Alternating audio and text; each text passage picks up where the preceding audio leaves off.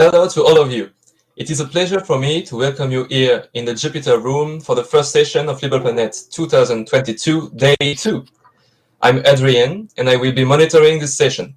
You can find me in the LibrePlanet room Jupiter IRC channel as Neox.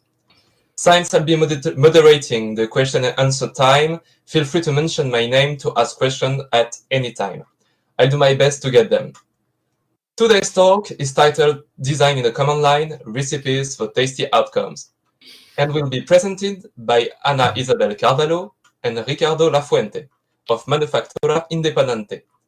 Manufactura Independente is a research studio for design and graphic communication focused on free software, free culture, and critical engagement with design tools. It's up to you. Thank you. Hey, thank you so much. First off, thank you, LibrePlanet, for having us and providing us with this great opportunity to share some of our stuff with you. So our talk is really about the command line and how you can design inside it, and the kind of things that you can find there, and the kind of weird ways that you can and we have used it. Our first question is exactly why. Why would you use a command line when design in computers has been so defined by graphical user interfaces? Here it's Mac Paint 30 years ago, but not that different nowadays if you look at Photoshop and other Adobe tools. And one of the clear aspects of graphic design software is it's, of course, visual. The kind of problem with visual interfaces is that your idea of telling the computer what to do is limited by your ability to move your hand and point to stuff with your mouse. And here is where the question why a command line approach to design might make sense and might complement revealing and possibly novel kinds of design practices. Why then would you use command line command line tools for creating visual outcomes? Well, they're fast. The thing that you can, because you specify things with word and language, you can repeat stuff and then add to it, meaning that it becomes composable. You can make more and more complex operations, one after the other, after you're iterating with them. Then you can also script with those, meaning that you can take the commands and use your favorite programming language to put them all together.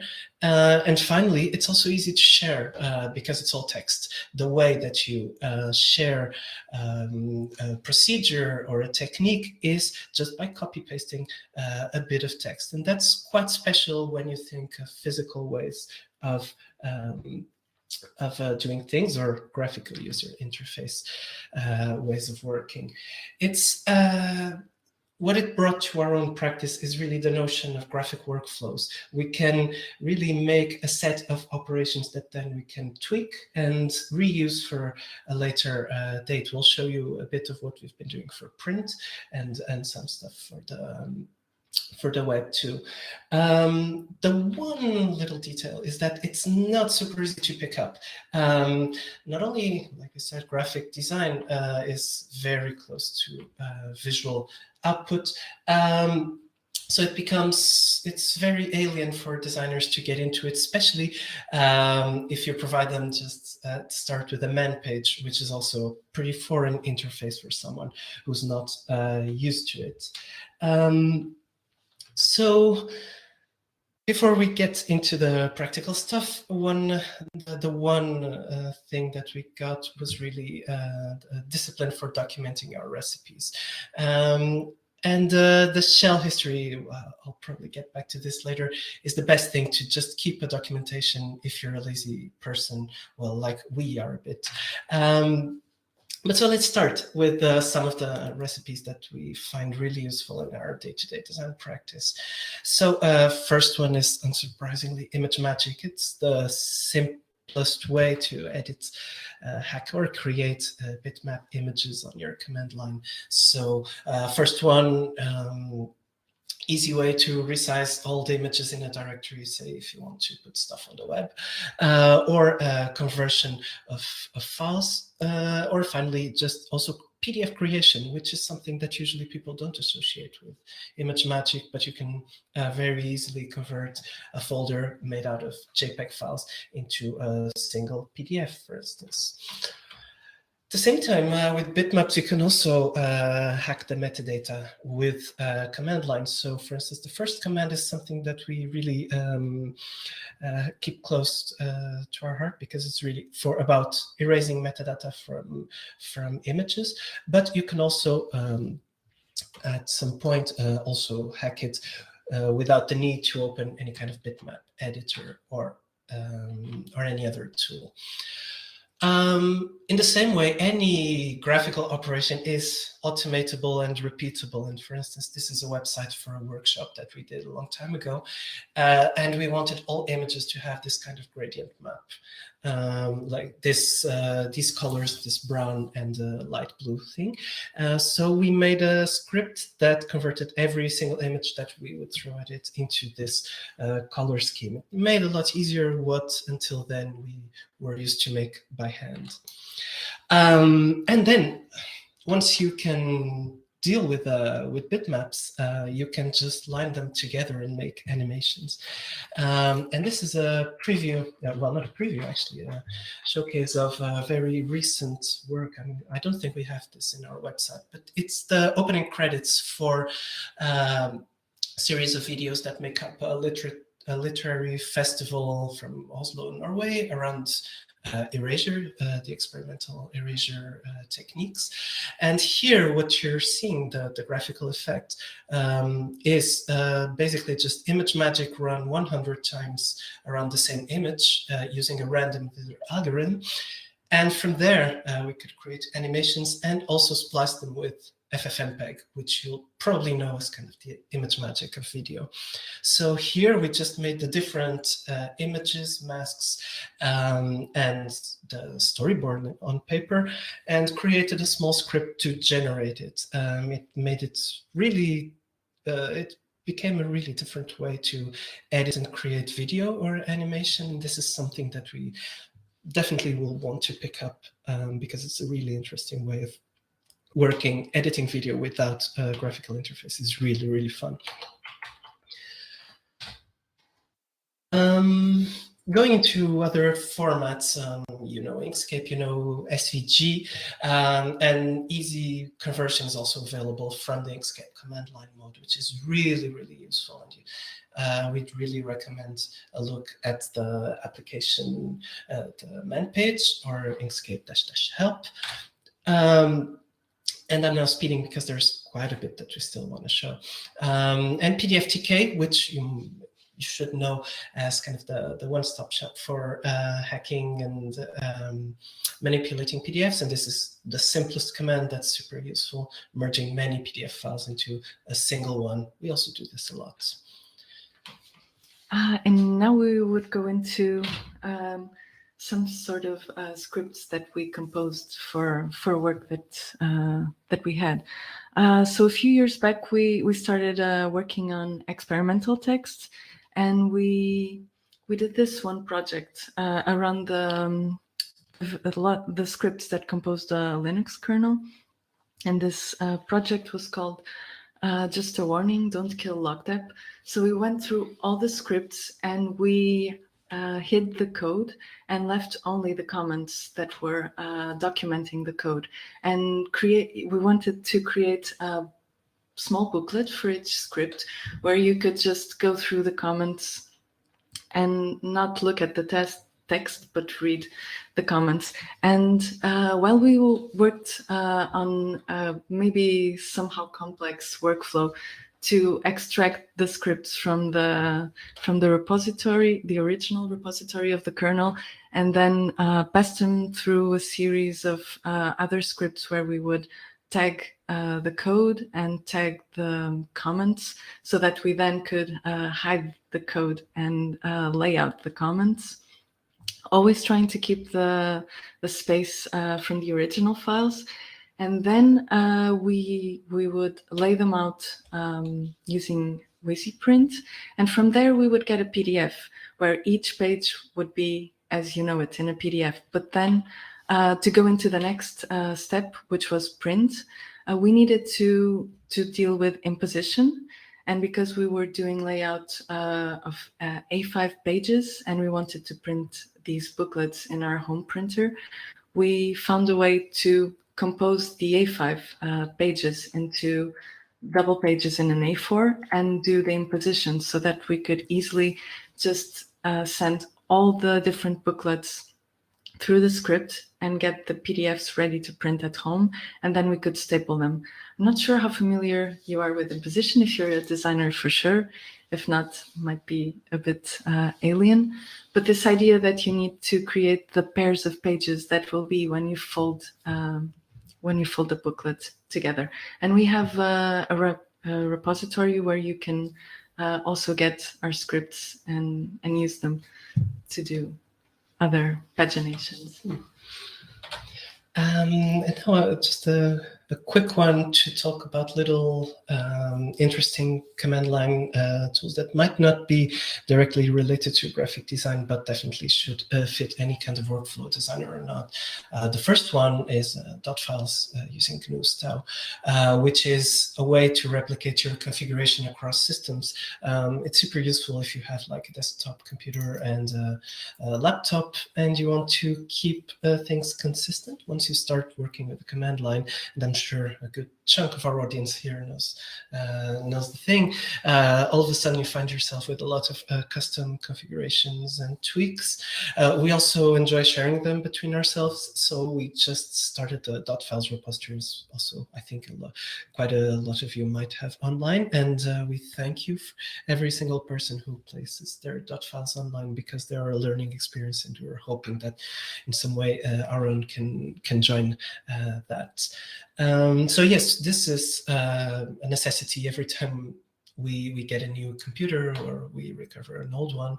It's just basically putting the system exactly as we like it, and dot files are great for this. Oh yeah, this slide is not properly broken, but pretty much spoils the rest. So another one is a tool, which again, some of you will find this probably controversial, but we were a bit sick of trying to figure out which command we should run for every single compressed archive format. Zip, BZ2, gzip, simpletar. We just got tired. So there is this amazing package called a tool, which we found not a lot of people use or know around us. We found really surprising that most of our hacker friends don't use it, which basically just replaces all of these commands into two, ANPAC and APAC. There's a couple of others, but this is the end of worrying about compressed file formats. That's helped us a lot. Another non-design use for the command line, but which really feeds into our own design practice, is scraping sources for inspiration.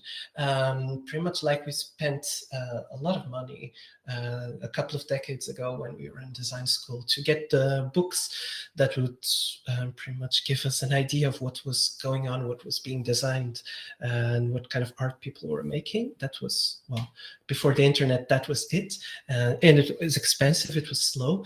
And right now, the world is a lot different. And the internet is an amazing design inspiration resource, and we use it a lot for that.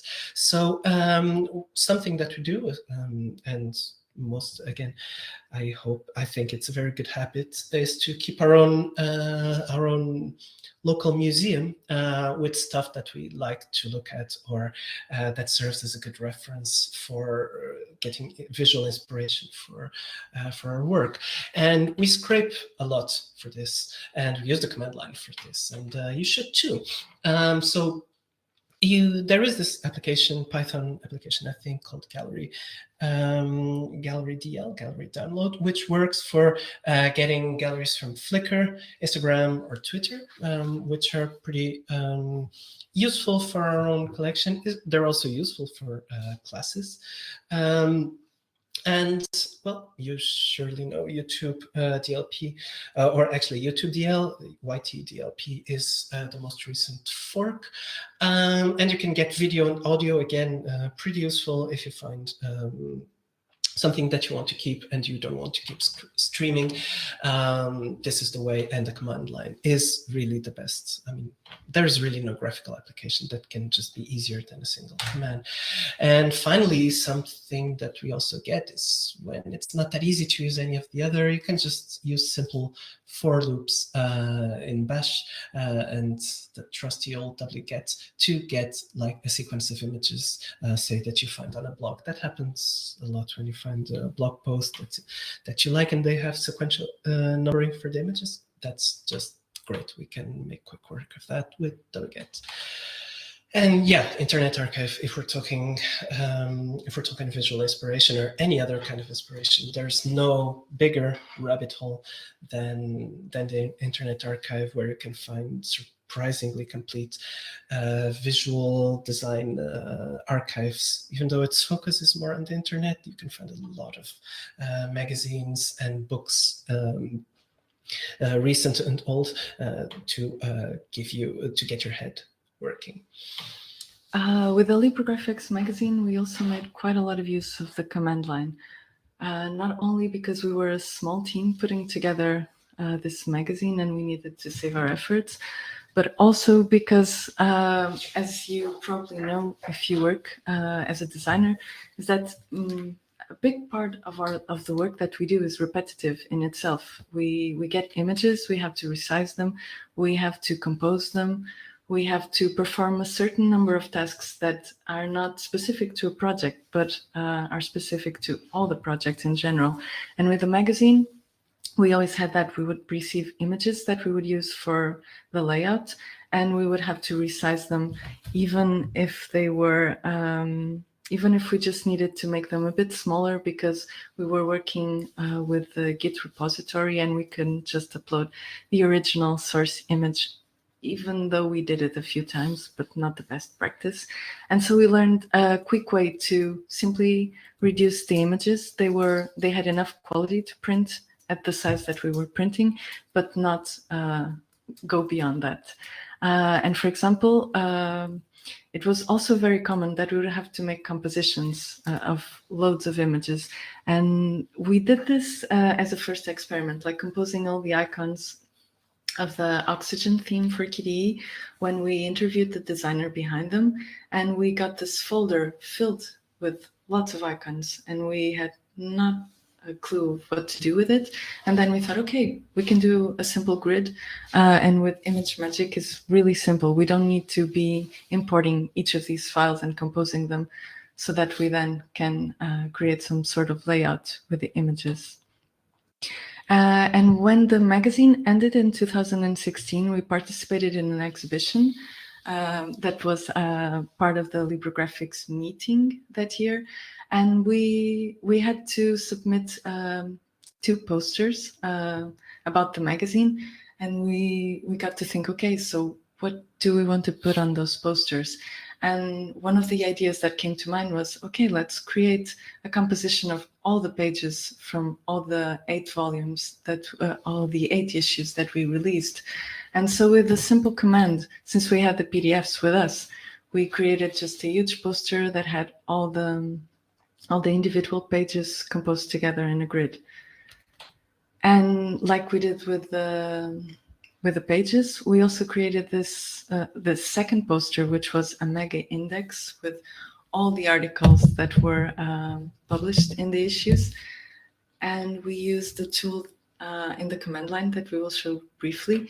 We produced a background using a script, and also used the script to lay out the text in a bitmap font.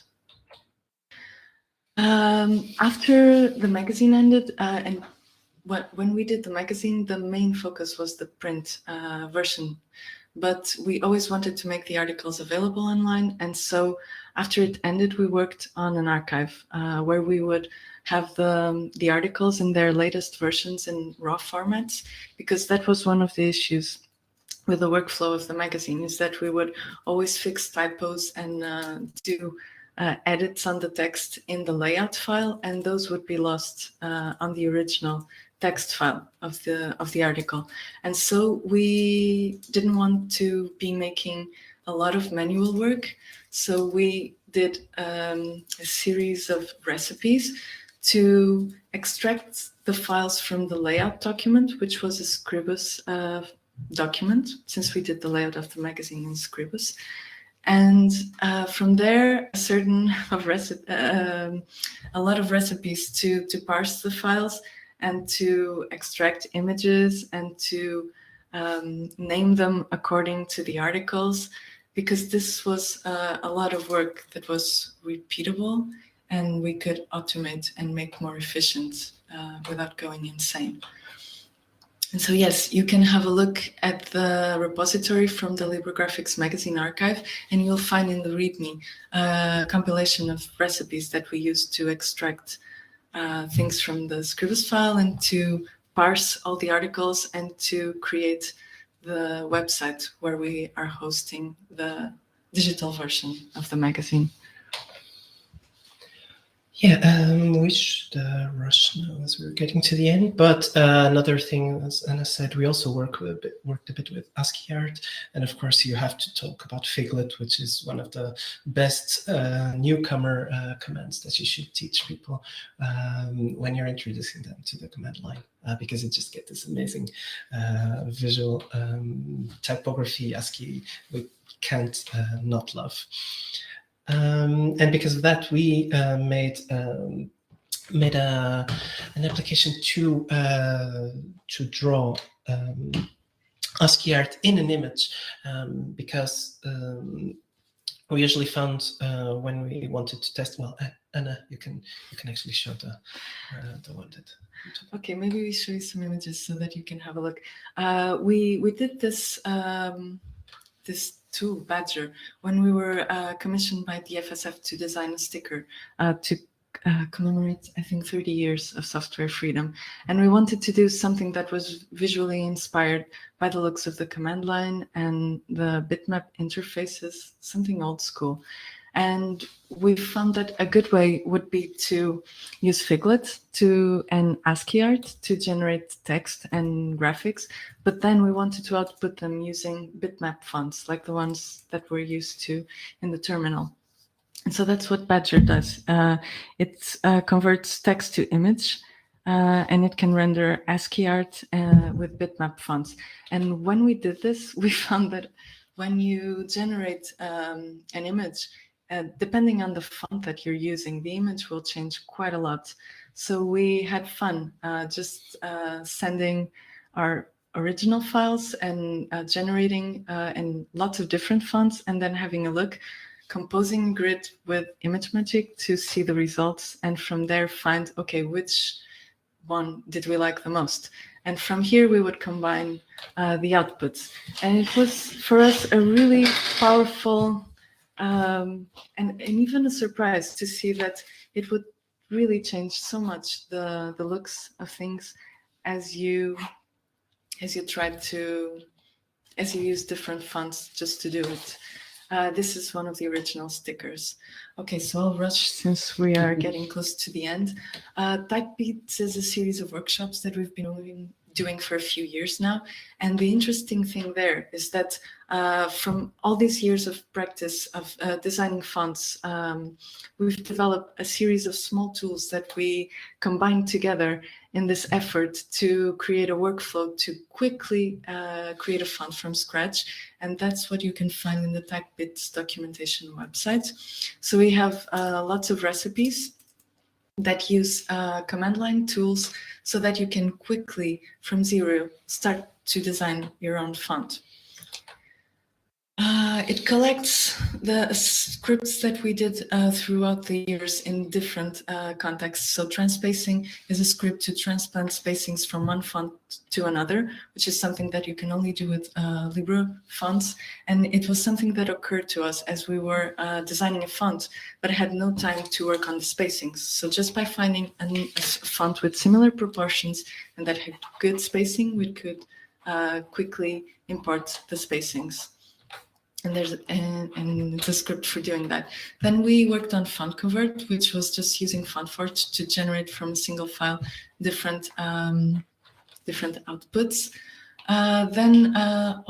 missing the image. Something else we called filters to generate alternative versions of a font. And then we put them all together, and we have a repository called Tiny Type Tools that collects these small scripts to deal with typography. And TypeBits goes a bit beyond, because it combines the scripts to work with a font, but also finding a way to work collaboratively while designing a font using Git, and generating specimens each time you commit, and sort of a specimen website. So yeah, wrapping it up because we're pretty much nearing our time. The TypeBits workflow is really an example of command line. Using command line tools is more than just fixing parts and bits in your workflow, even though it does it really well. But you really find new ways of doing things. And here, the TypeBits workshop along with its results, and we would invite you to check the website at typebits.gitlab.io. What happened there was really we started making tools based on the command line for automatic generation of fonts based on existing designs that people would make. And over the years, we started making all these pipelines to generate a website for the font, to process and warn you about errors. So it's a huge rabbit hole.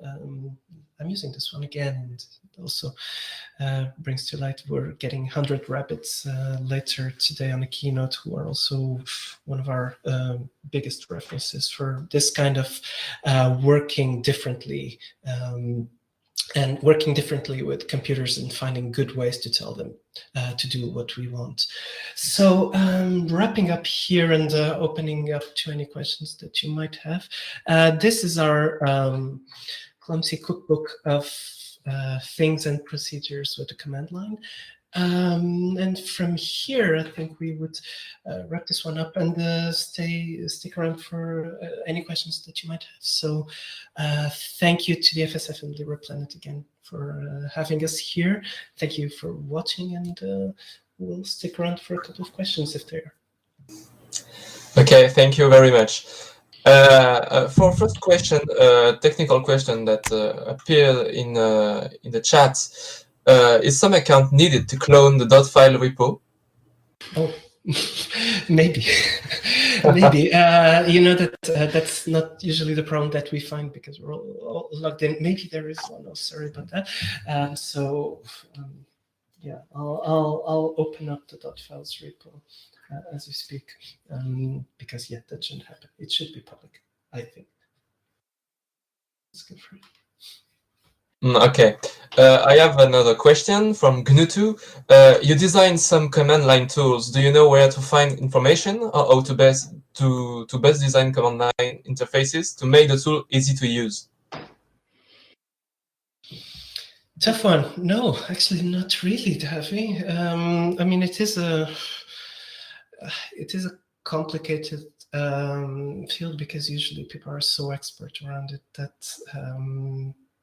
you don't find kind of newbie-friendly resources for this, generally for the command line.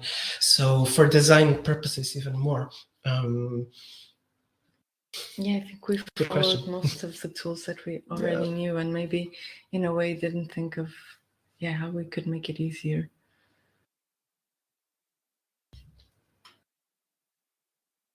Yeah, we around last suggestion would be like the man pages are super useful, and like the ImageMagick manual, the online thing is really great just to read random stuff and how to do random stuff. You learn a lot. That would be my suggested way. But the other is really just reaching out and reach other people. It's useful to have peers and friends that you can contact. And on our side, we can just say if you email us with a question, we are happy to help. It's a good way to make friends. Okay. Another question from the Click Guy. Are the command line snippets shown in the presentation available somewhere? Or maybe the presentation is available for download? We we'll make it available for Yes. download. Not today. We can't promise today, but tomorrow we can post our presentation on our Twitter and Mastodon accounts. So yes. Okay. Okay, thank you. Another question from me for a graphic designer. Imagine a graphic designer who is not used to command lines. How to manage the syntax changes of the programs used, and more generally, what advice could you give to start using command line when you have no background at all? Make a copy folder to try out the commands first, because we found that many times the operations that you do are irreversible. So if you're resizing images, then you might lose the original file that you had with probably a larger file, and so it's always a good idea and to try around. That's why it's also really useful to keep the recipes later, because many times you fight to figure out how it works and to get to where you want, and then you don't have to go through that when you need it again. And it's also the case that you use these commands not so often, but maybe once a year, and so you won't remember how to write them by heart unless you use them every day. So that's really helpful. And for us with the presentation, it was also a way to put together comments that we had spread around in notebooks and different places. So yes, I would say always backup before you try it out, and then keep the recipes. Yeah, and if you just don't know where to start, so ImageMagick is great to get started, because it's a simple way to generate images, to manipulate them, and I'm very sure you can find a use case for such a tool, like creating your own kind of Instagram-like filters if you have a lot of photos, or color correction, or what have you. Although what we find, and like the animation work that we showed, it really came about because we thought, okay, we want to make this kind of graphical stuff. How can we make it with a command line? So starting a project with a challenge of how you can swap part of your workflow with a command line, like scripts, or that's a good way to get going, because otherwise you're restricted to the stuff that you know how to do.